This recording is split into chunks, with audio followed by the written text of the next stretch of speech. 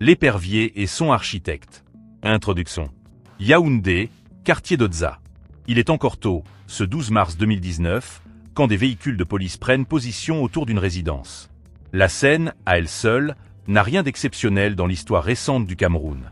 Sauf que cette fois, l'homme qui regarde par la fenêtre n'est pas un opposant, ni un fonctionnaire anonyme.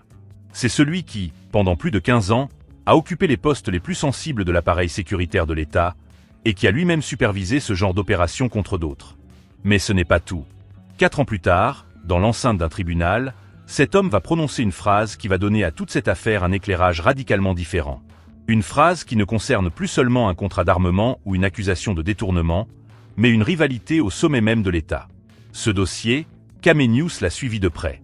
Voici ce que l'on sait, ce que l'on rapporte, et ce qui reste, à ce jour, une question ouverte. Partie 1. Contexte et faits vérifiables. Pour comprendre la chute d'Edgar Alain Meb Ngo, il faut d'abord mesurer l'ampleur de son ascension. Administrateur civil formé à l'École nationale d'administration et de magistrature, il gravit très tôt les échelons du sérail camerounais.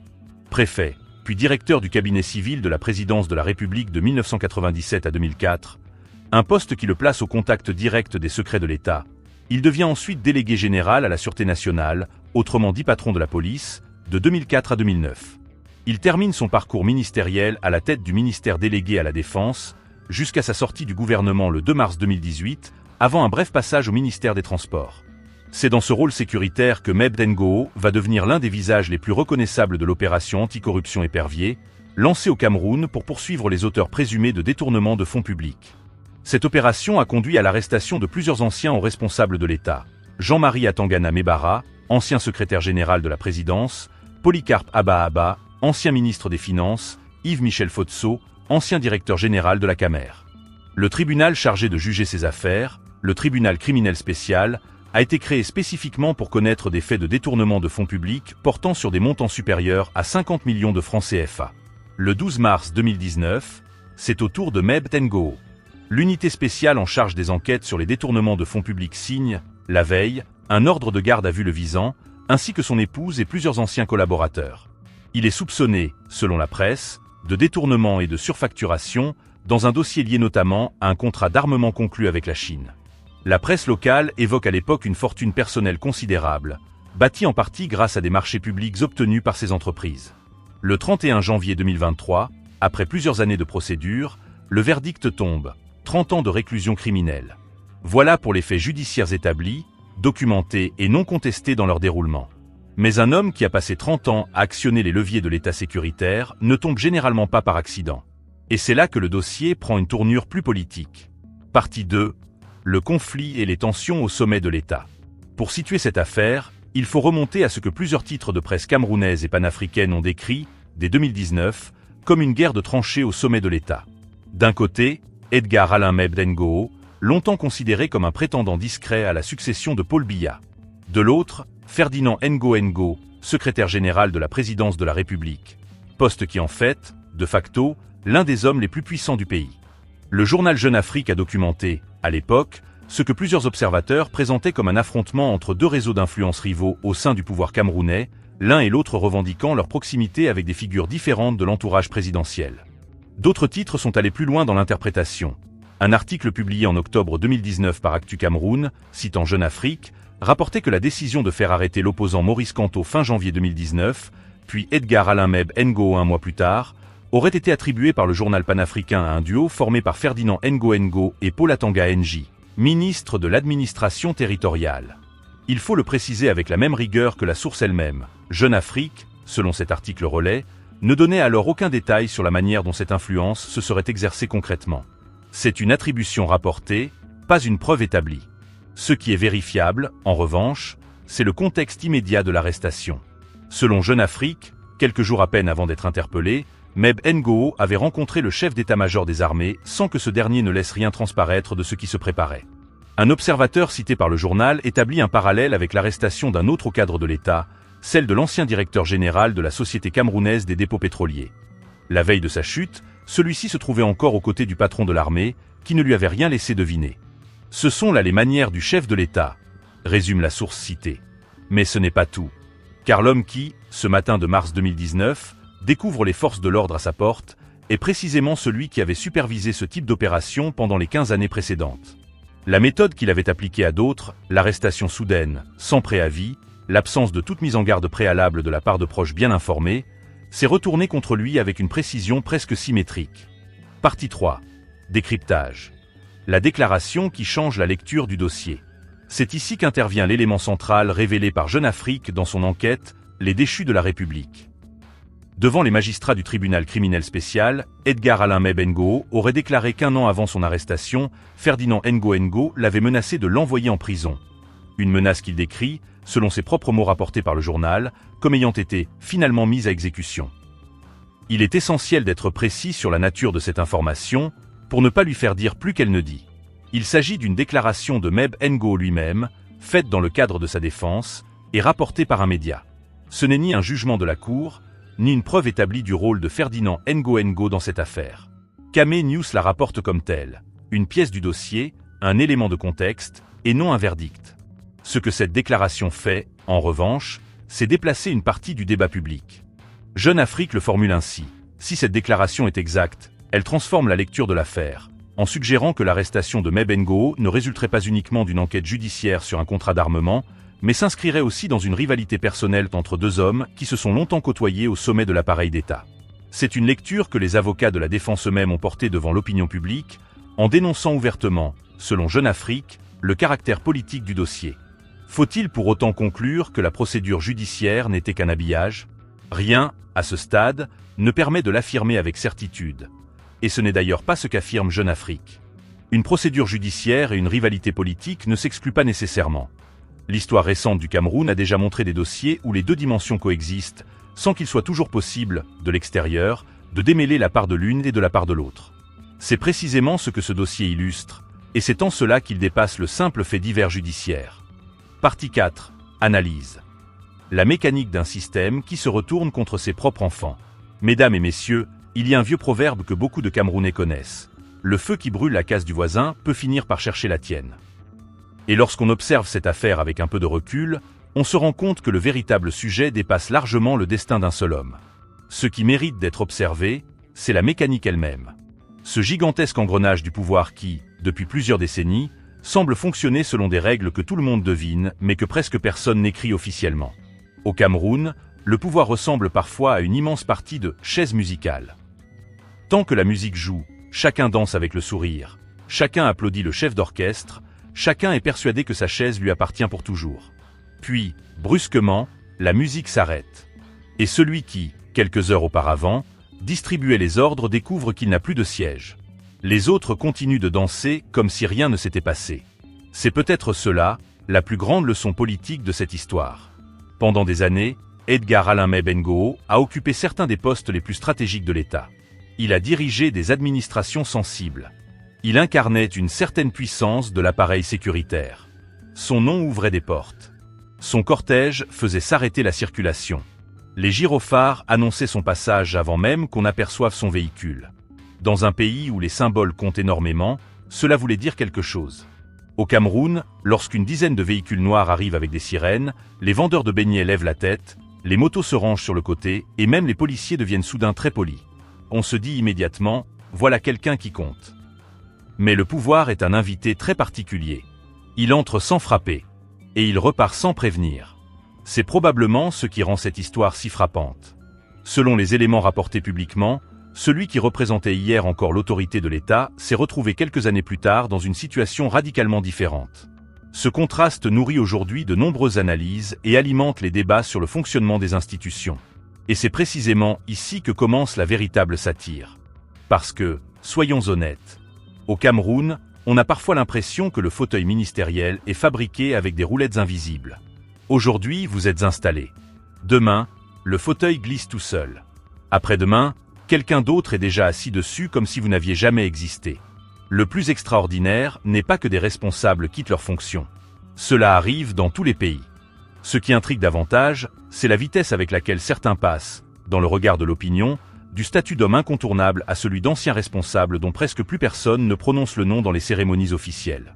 Au Cameroun, la mémoire politique est parfois plus rapide qu'une connexion Internet en pleine nuit. Hier. Excellence. Excellence. Excellence. Aujourd'hui. Ah, il est où déjà? Le silence s'installe. Comme si quelqu'un avait coupé le micro. C'est presque une spécialité nationale. Les anciens piliers deviennent des fantômes administratifs. Les bureaux changent de plaque. Les téléphones cessent de sonner. Les visiteurs disparaissent. Les chauffeurs trouvent un nouveau patron. Les gardes saluent désormais quelqu'un d'autre. Et le monde continue de tourner. Cette mécanique n'est pas nouvelle.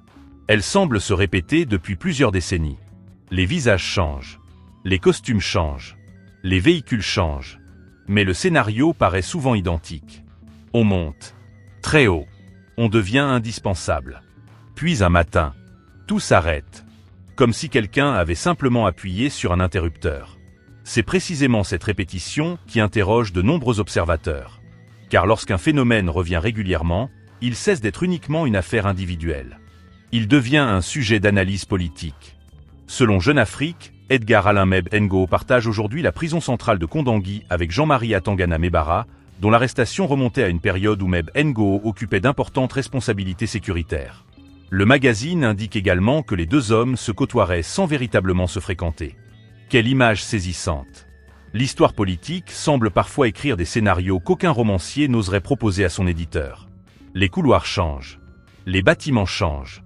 Mais les acteurs se retrouvent parfois, des années plus tard, dans des circonstances totalement différentes.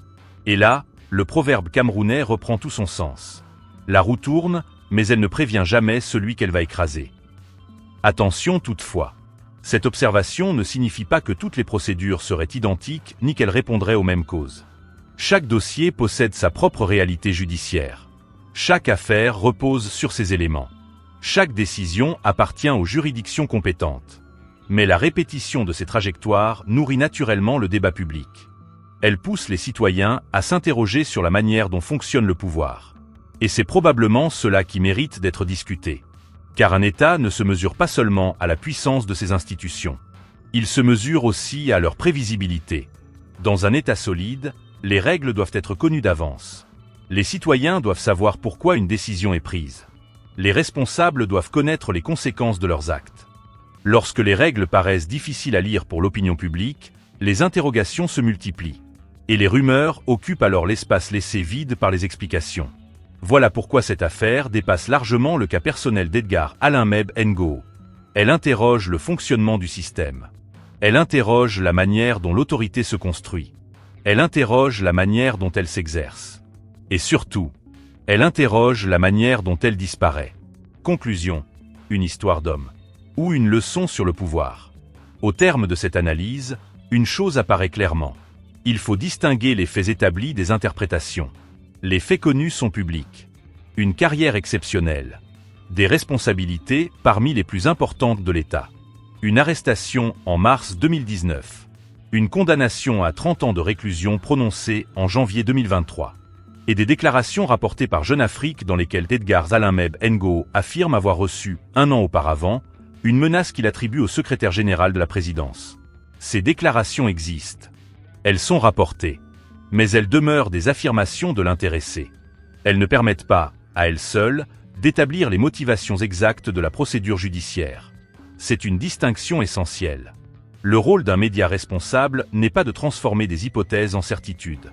Le rôle d'un média est de présenter les faits connus, de rappeler ce qui est contesté et de laisser le public exercer son esprit critique. C'est exactement ce que nous avons cherché à faire aujourd'hui. Au fond, cette affaire dépasse largement une seule personne. Elle pose une question plus vaste. Comment un système politique gère-t-il ses propres équilibres?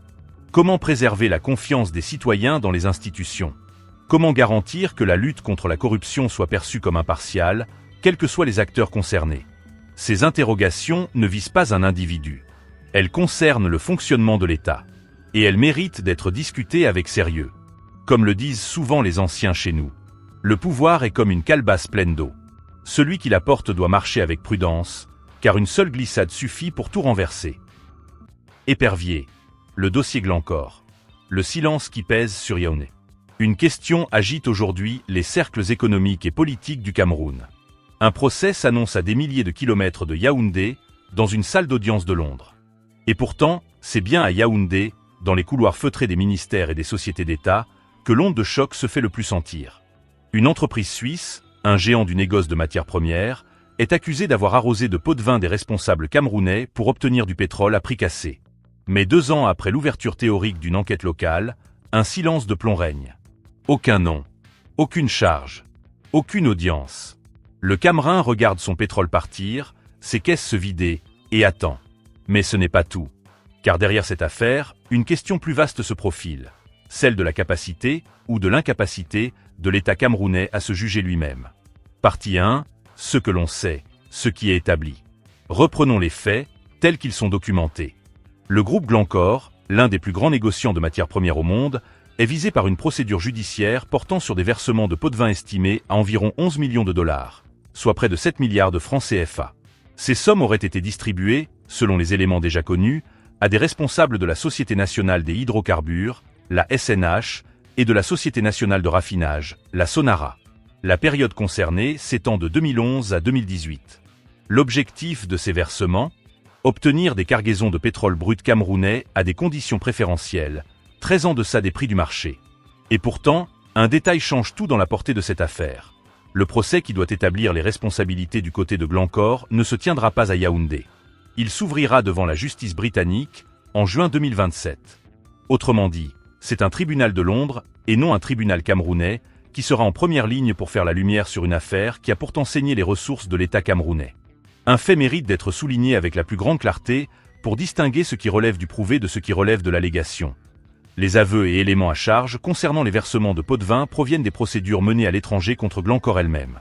Du côté camerounais, en revanche, aucune identité n'a été établie publiquement, aucune mise en accusation n'a été prononcée, et aucune procédure judiciaire visible n'a abouti à ce jour. C'est précisément ce déséquilibre. Une affaire jugée ailleurs, des responsables jamais nommés ici, qui nourrit aujourd'hui toutes les interrogations. Sur le plan institutionnel, un geste a bien été posé. Il y a environ 2 ans, le président Paul Biya a autorisé la SNH à déposer une plainte devant le tribunal criminel spécial, la juridiction camerounaise censée connaître des infractions liées aux biens publics. Ce dépôt de plainte constitue, à ce jour, l'unique action judiciaire camerounaise formellement engagée dans ce dossier. Mais depuis cette autorisation, silence. Partie 2, 2 versions, une même interrogation. Face à ce silence, plusieurs voix se sont exprimées, et elles ne racontent pas exactement la même histoire. Du côté de la société civile, on s'interroge ouvertement sur les raisons de cette inertie. L'avocat Henrignot Mangabel, président de Transparency International Cameroun, formule les choses avec prudence, mais sans détour sur le constat institutionnel. Selon lui, des aveux de Glencore, il ressortirait que de hautes personnalités auraient été corrompues, et il ne serait pas exclu que certaines d'entre elles soient encore aujourd'hui en fonction. Ce qui pourrait, selon cette hypothèse, freiner toute tentative de faire la lumière sur le dossier. Il va plus loin dans son interrogation. On pourrait avoir l'impression, dit-il, que la justice camerounaise attend l'issue du procès britannique pour se décider, faute d'avoir elle-même véritablement lancé une enquête. C'est une hypothèse. Ce n'est pas une accusation nommée. Mais elle pose une question que beaucoup se posent tout bas. Qui, précisément, aurait intérêt à ce que ce dossier n'avance pas ? De l'autre côté, sur le plan strictement administratif, un mouvement a été enregistré. À la fin du mois d'août, l'administration fiscale camerounaise a notifié à Glencore une dette fiscale considérable, de l'ordre de 11 000 milliards de francs CFA, soit un peu moins de 20 millions de dollars, correspondant à des droits et taxes qui auraient été détournés. Un redressement fiscal, donc. Mais un redressement fiscal n'est pas une enquête pénale. Il ne dit rien sur qui, au Cameroun, aurait reçu quoi. Et pourtant, un détail change tout. Ce chiffre, à lui seul, donne une idée de l'ampleur du manque à gagner pour l'État. 2 camps, 2 lectures. Le camp de la vigilance citoyenne, qui interroge le silence judiciaire. Le camp de l'action administrative, qui affiche un geste fiscal fort mais reste muet sur les responsabilités individuelles. Entre les deux, une question demeure grande ouverte. Où sont passés les noms ? Partie 3. Décryptage. Ce que cache peut-être le silence. Mesdames et messieurs, il y a un proverbe bien connu dans nos quartiers. Quand toute la concession devient silencieuse, ce n'est pas toujours parce que tout le monde dort. Parfois, le silence cache simplement des questions auxquelles personne ne veut répondre tout de suite. Et c'est précisément ce qui intrigue de nombreux observateurs dans cette affaire. Depuis que les autorités britanniques, américaines et suisses ont rendu publiques les sanctions contre Glencore pour des faits de corruption dans plusieurs pays, le Cameroun est régulièrement cité parmi les États concernés. Pourtant, sur le plan national, le débat judiciaire est resté relativement discret. Ce contraste nourrit des interrogations. Il ne constitue pas, à lui seul, une preuve de dysfonctionnement, mais il alimente les analyses. Car au Cameroun, le silence est parfois interprété de 1000 façons. Il y a le silence du voisin qui prépare une surprise. Le silence du père de famille qui réfléchit avant de parler. Et puis il y a ce silence administratif que les Camerounais connaissent bien. Celui où chacun regarde son voisin en attendant que quelqu'un d'autre prenne la première décision. On appelle parfois cela, avec humour, le concours national de celui qui ne veut pas signer le premier papier. Tout le monde est présent. Tout le monde travaille. Mais le dossier semble avancer avec la vitesse d'un escargot qui aurait lui-même demandé un délai supplémentaire. Encore une fois, cette image relève de la satire et ne décrit pas une situation précise. Mais elle traduit un sentiment souvent exprimé dans le débat public lorsqu'il est question de procédures longues et complexes. Le premier point, une question de chiffres ou un puzzle incomplet. Avant de parler de responsabilité ou de réparation, encore faut-il mesurer l'ampleur exacte des pertes éventuelles. Et c'est là que commence la difficulté. Selon les analyses relayées dans le débat public, notamment celle de l'universitaire Alain Nkoyok, il serait aujourd'hui impossible d'établir avec précision le montant exact que le Cameroun aurait pu perdre si les mécanismes décrits dans les procédures étrangères étaient confirmés dans toute leur étendue. Pourquoi ? Parce qu'une estimation sérieuse suppose un travail extrêmement technique. Il faudrait comparer les contrats, les volumes vendus, les prix internationaux du pétrole au moment des transactions, les commissions, les intermédiaires, les écarts éventuels entre les prix pratiqués et les prix de référence. Autrement dit, il ne suffirait pas de sortir une calculatrice achetée au marché Mbopi pour obtenir la réponse. Non, il faudrait un véritable travail d'audit. Et sans enquête nationale approfondie, beaucoup d'estimations restent des hypothèses. C'est un peu comme vouloir connaître la quantité exacte d'eau contenue dans le houri avec une simple tasse. On peut avoir une idée, mais certainement pas une mesure définitive. Voilà pourquoi la prudence reste indispensable. Les chiffres qui circulent dans le débat public ne remplacent pas les conclusions d'une procédure officielle. Ils permettent d'alimenter la réflexion. Ils ne suffisent pas à établir une réalité comptable. Et cette nuance est essentielle. Deuxième interrogation, la volonté politique. Supposons maintenant qu'un État souhaite récupérer des avoirs perdus à la suite d'infractions économiques. Est-ce possible ? Selon plusieurs spécialistes de la gouvernance, oui. Mais cela ne se fait pas en claquant des doigts. Il faut d'abord une volonté politique clairement affichée. Ensuite, des procédures judiciaires. Puis des demandes d'entraide internationale. Des échanges avec les juridictions étrangères. Des enquêtes financières. Des expertises. Des décisions de justice. Et parfois plusieurs années de travail. Autrement dit, ce n'est pas une course de vitesse. C'est un marathon. Selon Alain Nkoyok, un tel processus nécessiterait notamment une stratégie nationale cohérente, une coopération internationale active et un dispositif spécialisé dans le recouvrement des avoirs. Il cite le Nigeria comme exemple d'un pays ayant engagé des démarches dans ce domaine, tout en rappelant que chaque contexte reste différent. Peut-on transposer cette expérience au Cameroun ? À ce stade, rien ne permet de répondre avec certitude. Et c'est précisément là que le débat commence. Parce que beaucoup de citoyens se posent une question simple. Lorsqu'un pays estime avoir subi un préjudice économique, quelles sont les démarches les plus efficaces pour défendre ses intérêts ? Les réponses appartiennent aux autorités compétentes. Mais la question, elle, demeure légitime. Troisième interrogation, l'image du pays. Il existe une autre conséquence, parfois moins visible que les pertes financières. C'est la réputation. Dans le monde économique, la réputation fonctionne un peu comme le crédit accordé à un commerçant au quartier. Quand les clients ont confiance, ils reviennent. Quand le doute s'installe, ils réfléchissent davantage avant de sortir leur portefeuille. Selon l'économiste Serge Godon, les affaires de gouvernance peuvent peser sur la perception d'un pays par les investisseurs. Il évoque notamment un recul en matière d'attractivité et une image institutionnelle qui pourrait être fragilisée. Naturellement, l'attractivité d'un pays dépend de nombreux facteurs. Stabilité, infrastructure, énergie, fiscalité, qualité des institutions, sécurité juridique, taille du marché. Il serait donc excessif de tout expliquer par une seule affaire. Mais les questions de gouvernance comptent. Et elles comptent beaucoup. Un investisseur regarde rarement uniquement les ressources naturelles. Il regarde aussi les règles du jeu. Il veut savoir si les contrats seront respectés, si la justice est prévisible, si les institutions fonctionnent, si les procédures sont claires. Car l'argent aime une chose plus que tout. La prévisibilité. L'incertitude, elle, coûte cher. Une question qui dépasse le seul dossier. Au fond, cette affaire ne parle pas uniquement de pétrole. Elle parle de gouvernance. Elle parle de confiance. Elle parle de crédibilité des institutions. Et elle rappelle qu'au XXI siècle, les grandes affaires économiques dépassent souvent les frontières. Les enquêtes circulent. Les informations voyagent. Les juridictions coopèrent. Les décisions prises à Londres, Genève ou Washington peuvent produire des effets jusqu'à Yaoundé. C'est désormais la réalité d'un monde interconnecté. Dès lors, une interrogation revient avec insistance dans le débat public. Pourquoi une procédure importante concernant des opérations liées au Cameroun est-elle principalement instruite devant des juridictions étrangères? Cette situation s'explique-t-elle par les compétences particulières de ces juridictions, par les mécanismes internationaux de lutte contre la corruption, par le calendrier des différentes procédures, ou par d'autres facteurs? À ce stade, il serait imprudent d'apporter une réponse définitive. Mais la question mérite d'être posée. Non pour désigner des coupables. Non pour alimenter des rumeurs. Mais parce qu'elle touche à un sujet fondamental, la capacité des États à défendre leurs intérêts lorsque des affaires internationales les concernent. Et comme disent souvent les anciens au village, quand ton champ est cultivé par d'autres, il faut au moins savoir ce qui y pousse. C'est peut-être cela, le véritable enjeu de cette affaire. Au-delà des procédures, des chiffres et des débats, elle invite les citoyens à réfléchir à la place des institutions nationales dans la protection des ressources publiques et de l'intérêt général. Une réflexion qui mérite d'être menée avec rigueur, patience et sans confondre les faits établis avec les hypothèses encore en discussion. Partie 4. La satire du système. Quand l'enquête semble attendre le verdict des autres.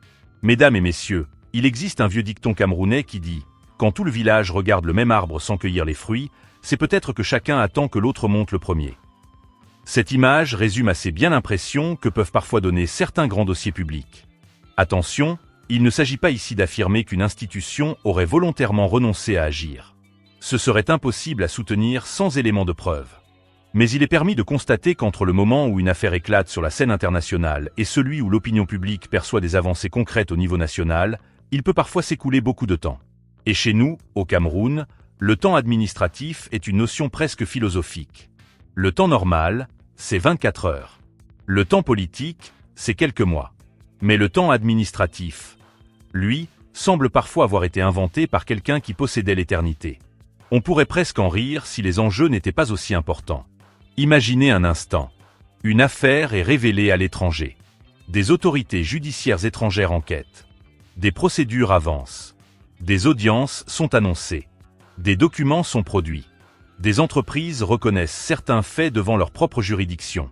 Pendant ce temps, chez nous, le citoyen ouvre son poste de radio chaque matin. Il écoute les informations. Il attend.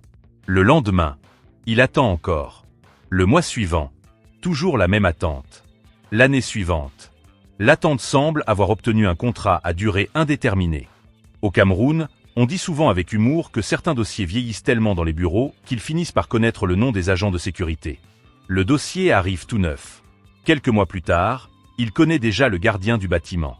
Quelques années plus tard, c'est presque lui qui souhaite la bienvenue aux nouveaux fonctionnaires. Naturellement, cette image relève de la caricature. Mais la caricature a souvent une fonction, pousser à réfléchir. Car une question demeure. Comment expliquer que certaines procédures paraissent avancer rapidement ailleurs, alors que, vues de l'extérieur, les avancées nationales semblent beaucoup moins visibles? Les réponses peuvent être nombreuses. Les règles de procédure diffèrent. Les compétences des juridictions ne sont pas les mêmes. Les délais d'enquête varient. Les mécanismes de coopération internationale prennent du temps. Autrement dit, la prudence reste indispensable. Cependant, la perception du public existe. Et cette perception compte. Parce qu'en matière de confiance dans les institutions, ce que les citoyens comprennent est presque aussi important que ce qui se passe réellement. Un citoyen qui ne voit aucune évolution finit naturellement par se poser des questions. Non parce qu'il connaît les coulisses, mais parce qu'il ne les connaît pas. Et c'est précisément dans cet espace laissé vacant que prospèrent les rumeurs. Au Cameroun, les rumeurs courent souvent plus vite que les motos de Bépanda un lundi matin. Avant même qu'un communiqué officiel ne soit publié, le quartier possède déjà 3 versions différentes de la même histoire. La première vient du taximan. La deuxième du vendeur de café. La troisième de quelqu'un qui affirme connaître un grand frère qui travaille là-bas. Et voilà tout le pays transformé en salle de rédaction improvisée. Pourquoi? Parce que lorsqu'il manque des informations vérifiées, chacun remplit le silence avec son interprétation. Or, un État moderne gagne toujours à remplacer les rumeurs par des explications. Le silence, lui, est rarement un bon communicant. Il laisse les autres raconter votre histoire à votre place. Et c'est là que se trouve peut-être la véritable ironie. Dans un monde où les informations circulent instantanément, il arrive que les citoyens camerounais découvrent certains développements concernant leur propre pays par l'intermédiaire de décisions rendues à Londres, Genève, Washington ou ailleurs. Cette situation ne signifie pas que les institutions nationales seraient absentes. Elle rappelle simplement que les affaires économiques internationales impliquent souvent plusieurs juridictions. Mais l'image est forte. Très forte. Imaginez un père de famille qui apprend les détails concernant sa propre maison par le voisin du quartier. Il finit forcément par se demander comment la conversation a quitté son salon avant d'y revenir. C'est ce sentiment que décrivent parfois certains observateurs. Et il nourrit une réflexion plus large sur la gouvernance. Au fond, la véritable richesse d'un pays ne se mesure pas uniquement au pétrole, au gaz, au cacao ou au bois. Elle se mesure aussi à la confiance que ses citoyens accordent à leurs institutions. Une institution inspire confiance lorsqu'elle explique, lorsqu'elle communique, lorsqu'elle agit selon des règles compréhensibles, lorsqu'elle montre que les procédures suivent leur cours. Car la confiance est comme un verre. Il faut longtemps pour le remplir. Quelques secondes suffisent pour le renverser. Et lorsque cette confiance s'érode, ce ne sont pas seulement les investisseurs qui hésitent. Ce sont également les citoyens qui commencent à douter. Douter n'est pas condamner. Douter n'est pas accuser. Douter signifie simplement poser des questions. Et dans une démocratie, poser des questions reste parfaitement légitime. Conclusion. Une affaire qui dépasse le pétrole. À présent, résumons calmement ce que permettent d'établir les informations publiques. Des procédures ont été engagées à l'étranger concernant des faits de corruption liés aux activités de Glencore dans plusieurs pays, dont le Cameroun. Des autorités étrangères ont rendu des décisions dans leur propre juridiction.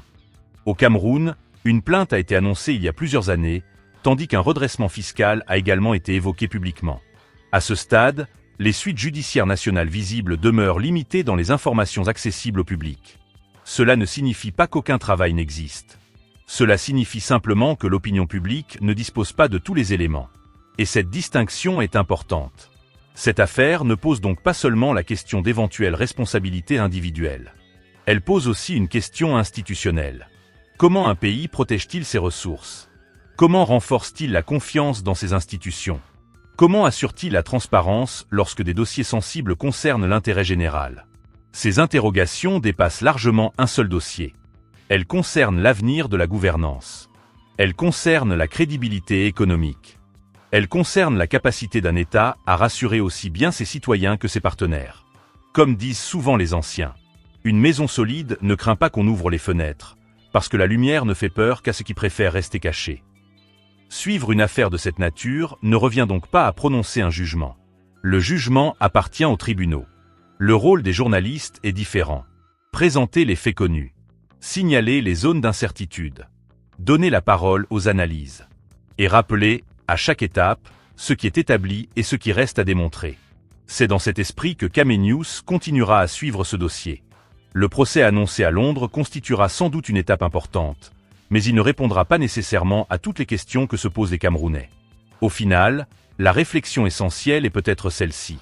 Comment renforcer la confiance dans les institutions nationales lorsque des affaires d'intérêt public ont une dimension internationale? C'est une question qui mérite un débat serein, loin des rumeurs et des conclusions hâtives.